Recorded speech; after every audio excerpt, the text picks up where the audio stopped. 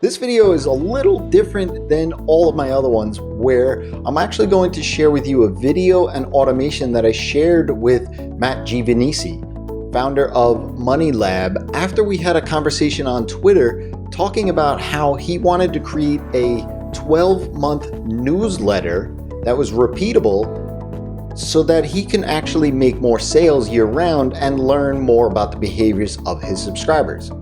I'm Jason Resnick of NurtureKit, NurtureKit.co. Matt has another business that he founded called Swim University, and it's a website, and it's all about pools and hot tubs. And as a part of his marketing strategy, he wanted to implement a 12-month newsletter. Now, his newsletter is seasonal. Well, because pools and hot tubs have certain seasons, right? So he wanted to create a newsletter where no matter what time of year someone opted in, they would fall right into the appropriate emails that would be timely for that specific time of year. So in other words, if somebody came in on May 7th, they would get the emails particular to May. Then as they progressed through the year, he wanted them to go back up into January and get all the other emails again, even if they had received them once before.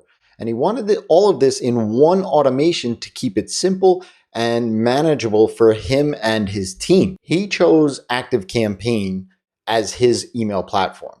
And I thought it would be helpful to illustrate how this could be done in ConvertKit as well, especially if you have a seasonal business and are looking to have something that is more like an engine for your email marketing. If this type of video is helpful and interesting and you want to see me unpack more real life scenarios and implement email marketing automation strategies, go ahead and drop hashtag real life automation in the comments below. That will send me the signal to go seek out more of these kind of videos to share with you. So without further delay, let's dive into that video and walkthrough. Notes. So the requirements are trigger it through any automation sequence, so on and so forth. So that's easy enough. The goals are to jump people down on a monthly basis. So I'm going to show you exactly how to do that inside of ConvertKit. The subscriber moves to the next month automatically when that new month happens. So I'll show you that as well. And then some of the requirements here, the scope is wait 2 days by default until it's Tuesday, and then send off that email. And then loop back to the top of the automation at the end of the year. You know, basically December rolls back into January. And so I'm going to show you that.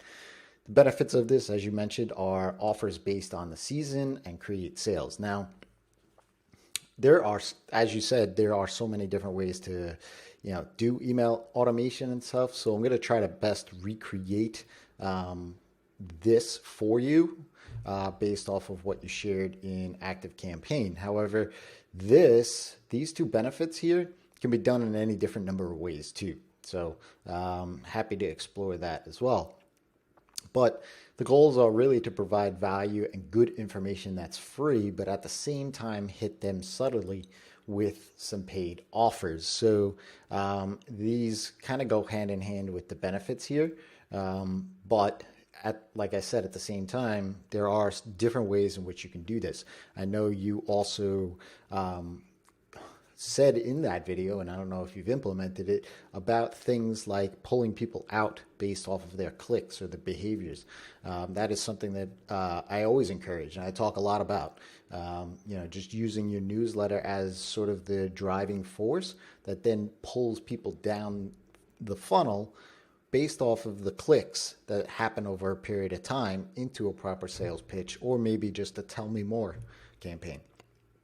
The caveats here are that ConvertKit can't send on subscriber time zones. So if that is the critical piece of the puzzle here, can't do that yet. And the restartable sequences is still in beta. So let's dive in here. So the first thing is I'm just triggering it off of this tag.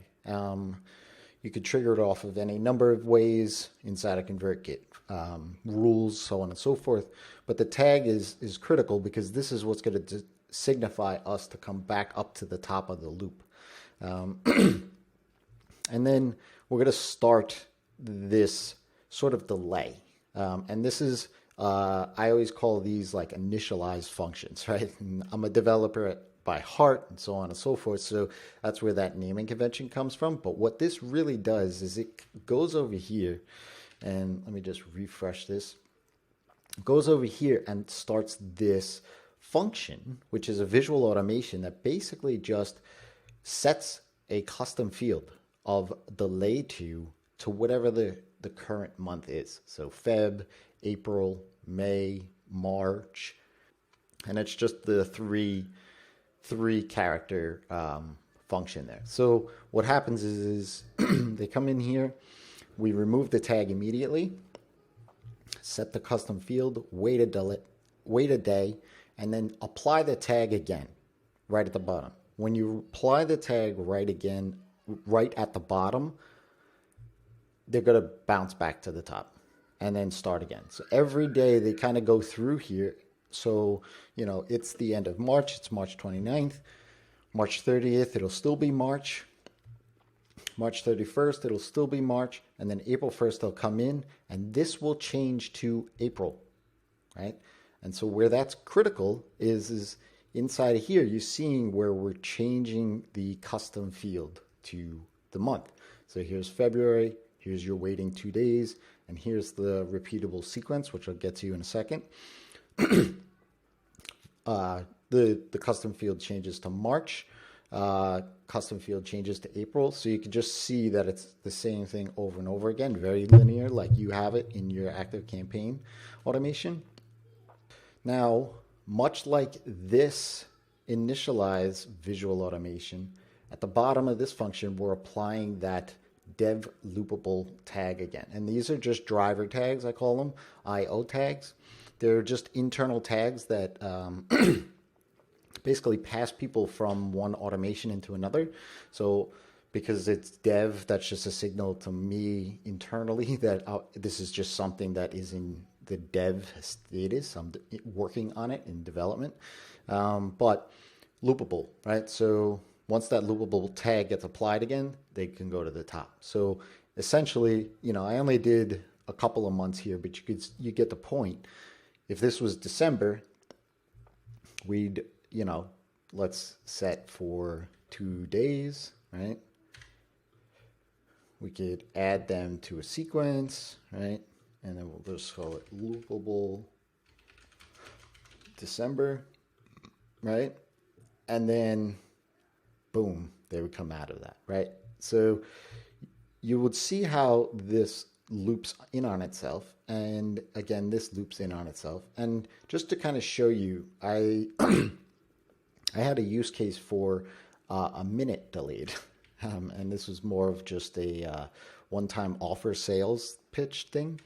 And so I did a minute delayed, and I put this, this kind of dummy account in there, and it's tracking this based on the minutes, right? So right now this is 10 minutes.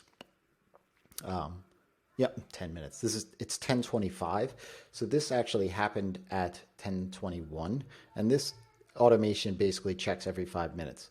So with that being said, we're going to come back to that once I show you what the restartable sequence is, and we're going to see that minute updated based off of a very similar function that you'll see for minutes, right? So I got minutes, right? So it's the same thing. I'm just delayed 5 minutes, and then I basically keep looping this person back and forth right through here. So if I look at the repeatable sequence, now obviously nothing here, it's just dummy, but to note, here's your Tuesday, here's 10 a.m. Right now I have it set to my time zone, but then the sequence behavior here, right? So enable the ability to restart the sequence multiple times. So that goes ahead, and as you said, whether or not they come in, January, February, March, April, whatever, and if they loop over that year, they're going to get the sequence again.